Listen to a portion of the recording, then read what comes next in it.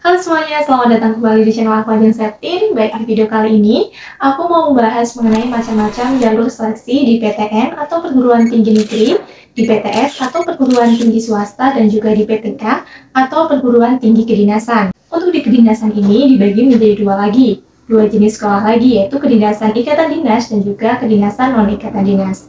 Oke, kira-kira apa aja macam-macam jalurnya? Langsung aja simak penjelasannya berikut ini. Yang pertama untuk jalur masuk PTN. Nah, di PTN ini ada beberapa jalur, diantaranya ada SNBP atau yang menggunakan prestasi. Ini dikenal dengan jalur undangan. Kemudian yang kedua ada SNBT, yaitu yang tes gitu, tes bersama. Tesnya itu namanya UTBK. Nah, ini SNBP dan juga SNBT ini diselenggarakan oleh lembaga penyelenggara yang dinamakan BP3. Kemudian yang selanjutnya ada seleksi mandiri yang ketiga ini. Nah, seleksi mandiri ini untuk seleksinya diserahkan kepada setiap perguruan tinggi negeri, jadi untuk sistemnya itu dibebaskan kepada masing-masing PTN. Nah, untuk seleksi mandiri ini jenisnya juga banyak, ada seleksi yang menggunakan nilai rapot, ada yang pakai skor UTBK, ada yang tes pagi atau CBT, dan juga ada yang menggunakan jalur khusus seperti misalnya piagam ataupun sertifikat yang kalian miliki atau yang kalian dapatkan selama di SMA. Nah, yang di jalur mandiri ini nanti ada tambahan yaitu uang pangkal atau SPI, tetapi tidak semuanya. Di tahun lalu itu juga ada beberapa PTN yang tidak menggunakan SPI atau uang pangkal dalam seleksi mandirinya. Perlu kalian ketahui bahwasanya untuk seleksi mandiri ini itu banyak banget jenisnya gitu. Kadang dalam satu PTN aja itu bisa 5 ataupun lebih seleksi mandiri yang dibuka. Jadi buat kalian yang ingin ke PTN, kalian banyak banget jalur yang bisa kalian coba. Yang pertama ada SNBP yang menggunakan nilai rapot dan juga prestasi. Kemudian ada yang pakai tes lagi, UTBK atau dikenal SNBT, dan juga berbagai seleksi mandiri. Seleksi mandiri ini tidak dibatasi, jadi PTN itu diberikan kesempatan sebanyak-banyaknya untuk membuka seleksi mandiri. Jadi kalau misalkan kalian nggak lolos di SNBP dan juga SNBT, kalian bisa mencoba berbagai seleksi mandiri di berbagai PTN juga. Untuk PTN ini juga dibagi menjadi beberapa jenis sekolah. Ada PTN umum, kemudian ada PTN yang dia itu vokasi, kemudian ada PTN yang berbasis agama.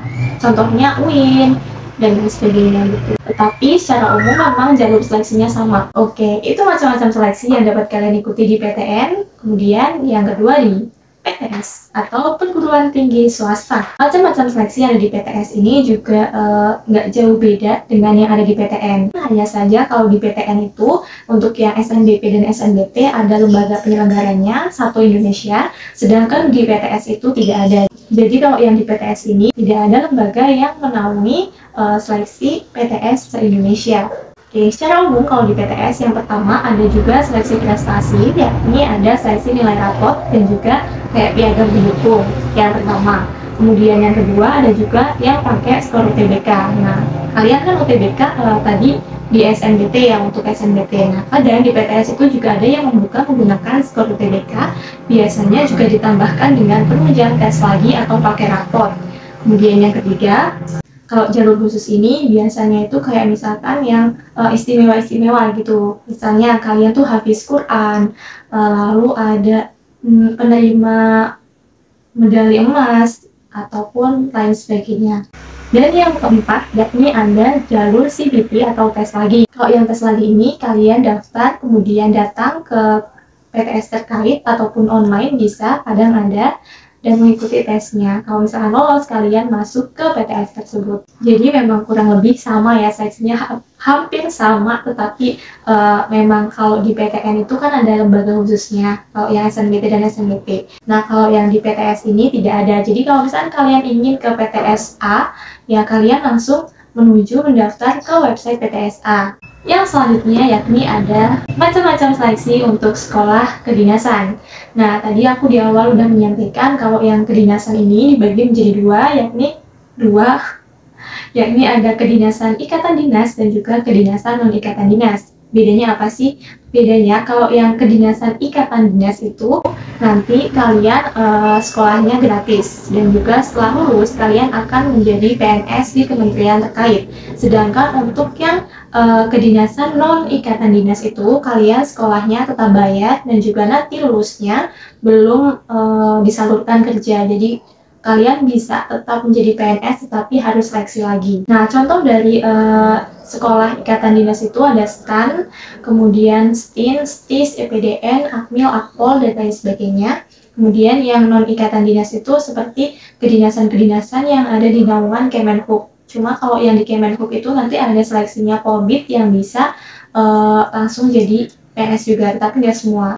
Oke, supaya jelas kita kupas satu persatu terlebih dahulu. Yang pertama sekolah untuk yang kedinasan ikatan dinas. Nah, untuk bisa bergabung atau masuk menjadi mahasiswa di sekolah ikatan dinas ini, kalian bisa mengakses portal Dikti, kemudian membuat akun SSCASN. Setelah itu akan ada seleksi administrasi dan juga tes. Tesnya ini tes SKD. Nah, apabila lolos, kalian akan diseleksi lagi seleksi lanjutan di masing-masing sekolah kedinasan terkait.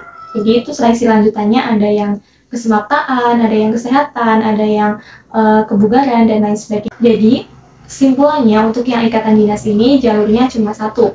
Next, yang selanjutnya ada sekolah kedinasan non ikatan dinas. Kalau di sekolah kedinasan non ikatan dinas ada 3 jalur, yakni ada Polbid, reguler, dan juga mandiri. Kalau yang Polbid ini dia itu bisa langsung PNS lulusnya dan juga sekolahnya gratis, tetapi untuk seleksinya memang ditambah lebih banyak.